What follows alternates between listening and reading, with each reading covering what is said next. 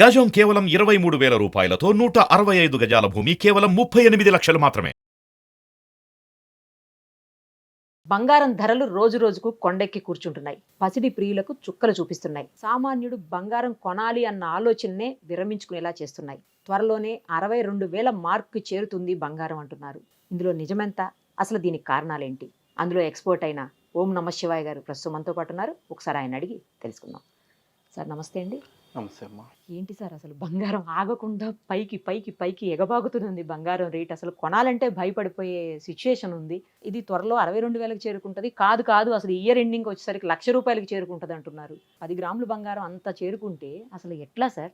బంగారం ఎప్పుడు కూడా ఏంటంటే స్టోర్ ఆఫ్ వాల్యూ ఉంటుంది దానిలో. బంగారంలో ఏదో ఫిజికల్గా డిమాండ్ వచ్చిందని పెరగడం లేదు, స్టోర్ ఆఫ్ వాల్యూ ఉంటుంది. కాబట్టి ఎప్పుడెప్పుడైతే ఇలాంటి యుద్ధ భయం, ఆల్రెడీ యుద్ధం జరుగుతూ ఉంది, లేదంటే recession type of environments, economies are not doing well, ఇట్లాంటి పరిస్థితులు ఉన్నప్పుడల్లా కూడా బంగారం అనేది పెరగడము సహజం. అది కొత్త ఏమి కాదు. సో ఎవ్రీవేర్ ఇన్ఫ్లేషన్ ఎక్కువ ఉంది అంటే ద్రవ్యోల్బణం విపరీతంగా పెరుగుతూ ఉన్నప్పుడు, అధికంగా ఉన్నప్పుడు కూడా బంగారం పెరుగుతూ ఉంటుంది. ఎందుకంటే స్టోర్ ఆఫ్ వాల్యూ ఈ బంగారంలో ఉంటుంది. ఈవెన్ కరెన్సీలో కూడా స్టోర్ ఆఫ్ వాల్యూ ఉండకపోవచ్చు. Dollar may be an exception, ఎందుకంటే ది నెంబర్ 1 ఎకానమీ ప్లస్ డాలర్ని చాలామంది నమ్ముతున్నారు కాబట్టి దానికి కొంత స్టోర్ ఆఫ్ వాల్యూ కొంత ఉన్నది, ఏదని అంటలేదు. అందుకని డాలర్కి ఎప్పుడు కూడా ప్రత్యామ్నాయంగా గోల్డ్ చూస్తున్నారు.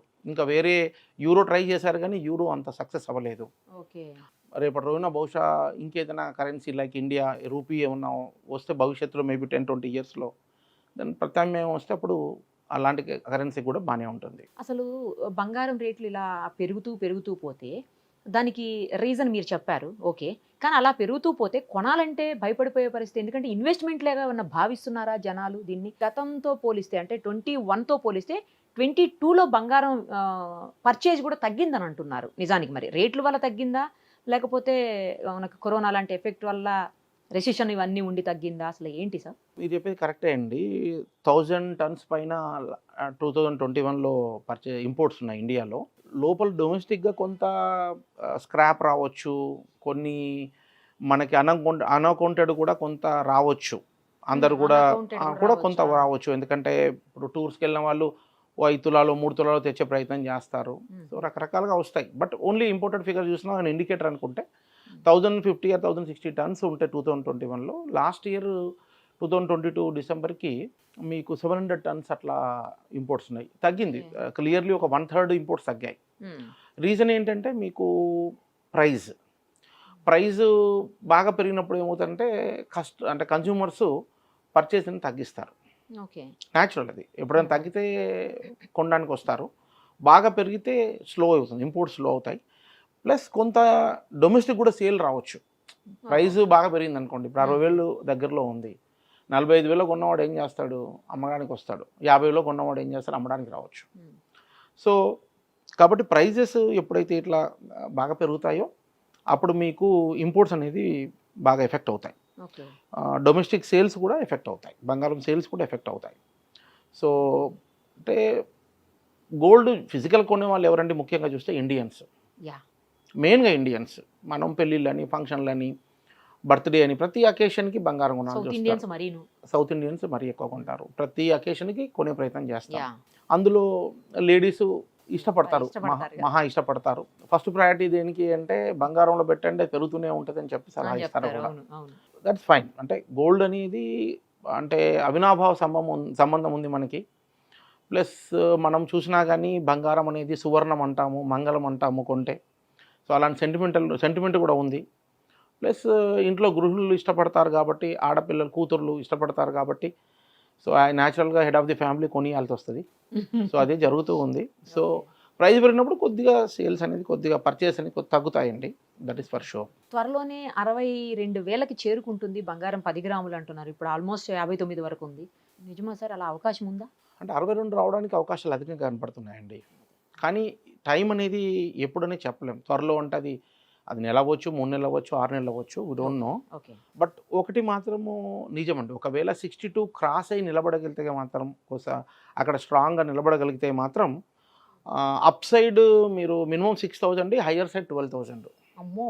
అంటే it may touch 68,000 or it may go up to even 74,000-75,000 కూడా పోయిన ఆశ్చర్యపోవాల్సిన అవసరం లేదు. అంత పొటెన్షియాలిటీ ఉంది. అయితే అది అవ్వడానికి ఛాన్సెస్ ఉన్నాయంటే ఎస్, ఛాన్సెస్ ఆర్ దేర్. ఎందుకు ఉన్నాయంటే 2023 అనేది కరెంట్ ఇయర్ అనేది కొద్దిగా రిసెషన్ రావడానికి అవకాశాలు ఉన్నాయని ఎక్కువ మంది భావిస్తున్నారు. ప్లస్ ఇంకోటి ఏంటంటే ఇప్పుడు అక్కడ యుద్ధం ఏమీ ఆగట్లేదు. ఇజ్రాయిల్ రష్యా మధ్య యుద్ధం ఆగట్లేదు. అది ఇంకా ఒకసారి ఈ వింటర్ ఇది అయిపోతే మాత్రం మళ్ళీ ఇంకా ఊపందుకుంటుంది యుద్ధం అని రిపోర్ట్స్ వస్తున్నాయి. సో కాబట్టి ఇది it may be get convert into third world war అని కూడా అంటున్నారు. రియల్గా థర్డ్ వరల్డ్ వార్ కింద కన్వర్ట్ అవుతే 75,000 అనేది నథింగ్. అప్పుడు 1 lakh అయిపోతుంది. ఏమైనా అవ్వచ్చు. బట్ ఇవన్నీ అవుతాయా లేదా అనేది ఎవరు చెప్పలేం. ఈవెంట్ బేస్డ్ ఇదంతా. కాబట్టి బంగారం ఇప్పుడున్న పరిస్థితుల్లో ఏంటంటే తగ్గితే కొనుక్కోమని చెప్తున్నాం మనం. ఏమాత్రం తగ్గినా కానీ కొనుక్కోండి. నెక్స్ట్ 1 to 2 years పాజిటివ్గా ఉంటుంది. ఎందుకంటే ఈ year next year recession driven ఎకానమీసే ఉండొచ్చు.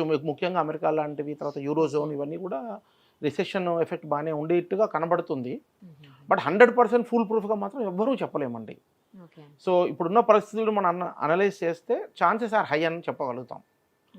సో అంతవరకు మనం చెప్పవచ్చు. కాబట్టి బంగారం అనేది ఎప్పుడైతే ఈ war kind of situation, high inflation environment, ఇలాంటి సిచ్యువేషన్లు వచ్చినప్పుడు తప్పకుండా బంగారము ధరలు ఏమి అంటే, ఎందుకంటే ఫిజికల్గా మన గృహంలో లేకపోతే ఎవరో కొనట్లేదు, అది ఇన్వెస్ట్మెంట్ డిమాండ్ వస్తుంది. అంటే స్టోర్ ఆఫ్ వాల్యూ ఉంది కాబట్టి దానికి ఎగ్నెస్ట్గా వీళ్ళు కొనడం జరుగుద్ది.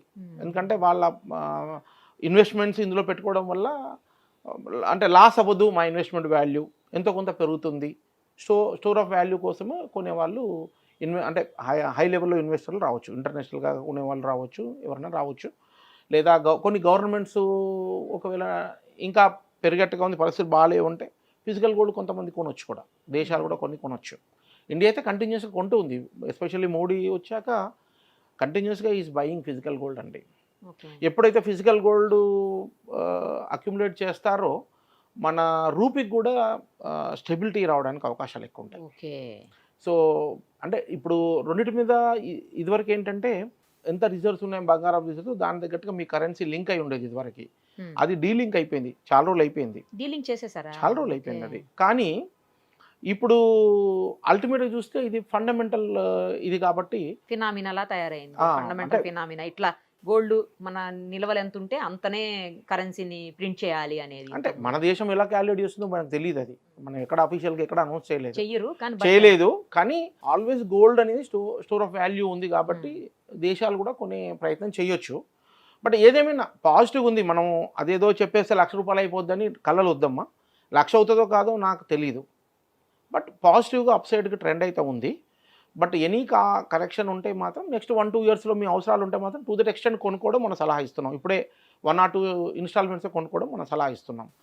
సో ఇప్పటికిప్పుడు గోల్డ్ కొనుక్కునే వాళ్ళు అయితే కొనుక్కోవటమే బెటర్. ఎనీ కరెక్షన్లో కొనండి. ఇప్పుడు ఈ లెవెల్ నుండి 1,000-2,000 పడింది అనుకోండి, ప్రాబ్లీ కొనుక్కోవచ్చు. 56,000 to 62,000 మధ్యలో కొంతకాలం ఉండే అవకాశాలు ఉన్నాయి. ఒకవేళ 62 దాటితే చాలా ఉద్ధృతం అవ్వచ్చు. లేదా యుద్ధము ఇట్లాంటిది ఉద్ధృతమైంది, థర్డ్ వరల్డ్ వార్ కింద కన్వర్ట్ అయితే, బట్ పాసిబిలిటీస్ మనం ఎవరు చెప్పలేము.